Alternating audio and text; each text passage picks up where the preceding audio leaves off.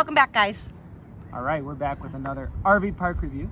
So you notice that these come out when we're traveling from place to place. If we're not going to different spots, we can't really review different campgrounds. It might be several months, but that's okay. So we figure when we're out and about, scooting and booting, twisting and turning, swirling and, what'd you say yesterday? A swirl when we were going up the bridge. Oh, the spaghetti noodles. Yeah, okay. So loop, swoop, and pull. Yeah, there we go. Loop, swoop, and pull. So when we're out and around doing these different things, we just want to try to review the campgrounds we're staying at because they're quick little stays. And you know what? We found that back in the day when you're looking up other than like a Google review or on the camp reviews, it's hard to get a visual and see what these campgrounds look like and actually hear from people who actually stay there. So Corinne, where are we at today? We've been bamboozled. We are in Memphis, Tennessee. Specifically right on the border of the Mississippi, and we are in the Graceland RV park and campground. Yeah, so something I didn't realize was the fact that right over there. Was the fact that this was actually owned, or this is still owned by the Presley family. So it's pretty cool. And like literally right there and across the road is the Elvis Presley mansion. I think you can see it right there as the mansion. Yeah, it's kind of right behind over us. there, right behind us. Oh. And then you got the soundstage and like the Elvis Presley village right over here to our left. And that was the hotel, the guest hotel, and then the mansion and everything else. Yep. So yeah, we're right here. We literally went for a walk today through the gates. We did not actually buy a tour. We just walked around the outside. Because I'm frugal and I don't spend money. It's a little expensive. It is a little bit. When I heard the pricing, I was like, we're fine. It starts at $50 for adults and goes up from there. So yeah, it was a little pricey and I was like, I'm good. We don't have to do it. This was just something that we kind of did on the whim of getting out and about. It was made it for a shorter day travel. So we just kind of were like, oh, let's check this out. It was a cool spot. But you know, I don't know. Not overly impressed, and we'll talk about that in a bit. And we don't do a lot of touristy things. We don't pay for, like, we're not big like fans of like going to Disney World or, you know, things like that. But it is the king, and it is pretty cool to see because this is where he kind of started his career, I guess you'd say, or this is where he, I don't know, ended his career. I don't know. Was the biggest area. So this area, it's pretty cool. I liked it because we're on a, what is it, Wednesday? Tuesday. Today's Tuesday. It's not really busy. We made several comments that some of the shops and stores were closed down and there wasn't a lot of people here, and we're kind of like, ugh. We're like, is this fading out? Are people not visiting? Is, you know, when our generations, the closest ones to these famous people, start dying out, are these places going to die out because people aren't going to have that connection? So we actually went across to the guest hotel and had a drink.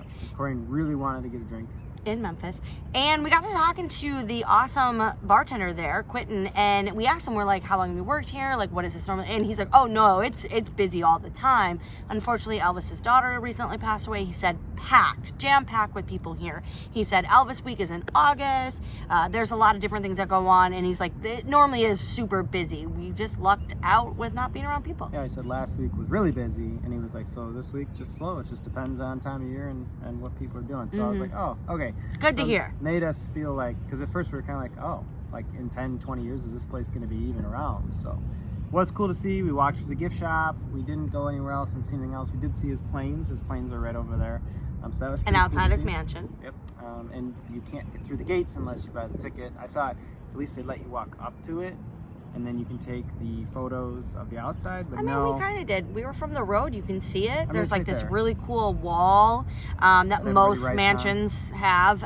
And yeah, everybody wrote on it, and there's messages and names and dates. And, you know, we're not really impressed with graffiti most of the time, but like this just seemed a little bit different, a little bit more memorabilia style versus graffiti style. And it was kind of cool to see. All right, so talking about the RV park specifically. Cost is a little bit more. We have a back-end site. It does have water and electric, and it is $51 a night. They do have some discounts for military, first responders, Good Sam, and AARP. But their pull-through sites are another $10. And honestly, this back-end site was just fine, so I was fine with it. Yeah, I really don't have a problem backing in. It was fine to back in. Like, it's not my favorite thing. Nobody likes to back up, but it was like, it's fine. We can back in. I'm not overly impressed with spending the extra $10. All of them look pretty easy to get into and back into, but ours was the easiest because we're at the end of it, and so we honestly got to pull forward on the road and then kind of just back straight up. So that was easy. Yeah. But none of them looked too difficult. The website, again, another one you couldn't book online. You had to call them, set up the reservation. They took all my information online. We just booked it yesterday. Plenty of room to stay. Funny thing, check-in and check-out is the same time, 11 a.m. So it was really cool that we could get here so early because we were only a 2-hour drive away, so it was really nice. But you don't get to learn your site until you get here. You either just reserve a back-in or a pull-through, and then when you get here, they tell you what it is. Even though I gave them my credit card and all my information online, I still had to run a credit card when I got here. So that was a little frustrating. I was like, I already gave you all my stuff. But, you know, they were super friendly. They said they're understaffed. The staff on the phone was wonderful. I can't remember her name. The staff at the office, the gentleman who came and helped at a site. All of them have been nothing but wonderful. Yep. Yeah, so let's kind of get into it. I guess your impressions of this park. Impressions are fine. It's in the city like Little Rock was, but it's off the main highway, so it's a lot quieter, I think. They say there are estates behind us, so there's nice houses back here, and then like a little wooded area. It's very quiet. The main road, Elvis Presley Boulevard, is a little loud. You know, we've heard a couple sirens and honking. There's construction over there today too. But we're not right on we're it, not, so I'm and we're not actually in the city. It is gated around, and they have a security gate at the entrance, so that was kind of nice, especially since I was just a little weary. We were coming into Memphis, and I'm like, Memphis is a little iffy in itself as a city. We've been told that there's a lot of crime here, and it just is what it is, but we also come from Chicago area, so I'm not as we too were worried coming about in, I was like, all right, well, let's just see how it looks. And once we got in, I was like, oh, I'm fine with how it is. It is a little rundown. This campground was open. Yeah, it's older. It's older. It was opened, they said, I think, in the 50s, after he kind of became famous in 54. So it's been around the block, and the gentleman who helped us was like, there's just a lot of stuff that needs to get fixed. I mean, he was just chatting about things, and he said there was going to be a lot of updates. They were going to completely shift the campground from where it is to kind of over in this open area and build a coliseum. Like an outdoor amphitheater. But COVID kind of put the brakes on that, not only because things shut down, but because prices of lumber and material and construction just skyrocketed. Mm-hmm. So he said they've got a lot of plans to update everything here. They're just kind of waiting and figuring out what they're going to do. So it's a little bit older. Still nice, but I mean, not pristine by any means. Yeah. One bathhouse, very outdated. Again, it's just outdated. It's not, but it's quiet. It's nice. They do have full hookup sites. We just opted out of the sewer. I would say that it's a little pricey for what we got. It's quiet.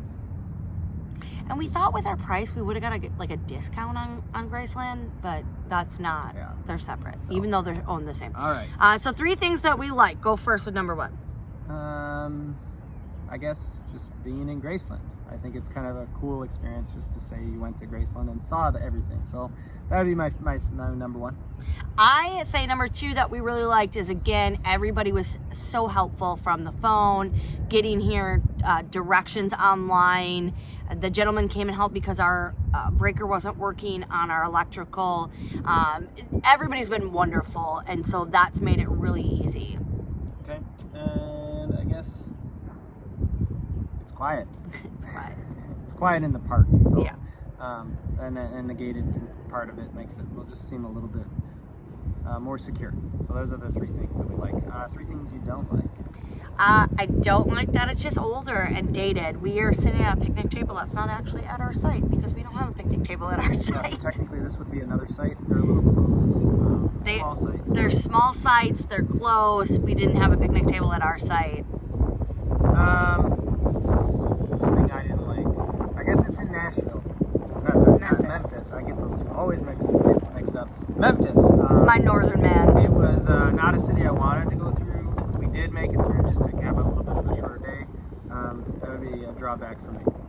And then my other one is, you can't see it, but right on the back side of this back end, I'm not kidding you, it's within 2 feet. You can barely walk between the fence and our trailer to the pool area. Now, it's early in the season, it's still technically winter here, even though it's 70s. So the pool's not open, so there's no one bothering us, but there's a pool and a whole kitchen area and like outdoor area, which is awesome. I think that's amazing that they're providing that if it was utilized.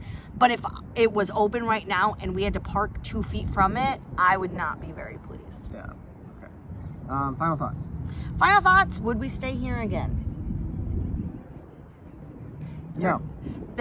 There's not a lot of options all throughout Memphis. To be honest, I think we counted maybe 5 state parks and and campgrounds. There's no Harvest Host. There's no like BLM land. There's no Boondockers Welcome that I could find. And so I guess if I was forced to stay here and I had to stay here, I would, not because of any other reason. Would I come back? No, we don't really generally like being in the cities. We just thought we were going to visit Graceland or whatever, check it out. It's an easy overnight stay, but I'd probably find something further out from the city and a little bit more secluded because we have no desire to really do a lot in Memphis. All right, so in our thumbs up, thumbs down review. Thumbs down. All right, so we'll see you guys on the next campground review.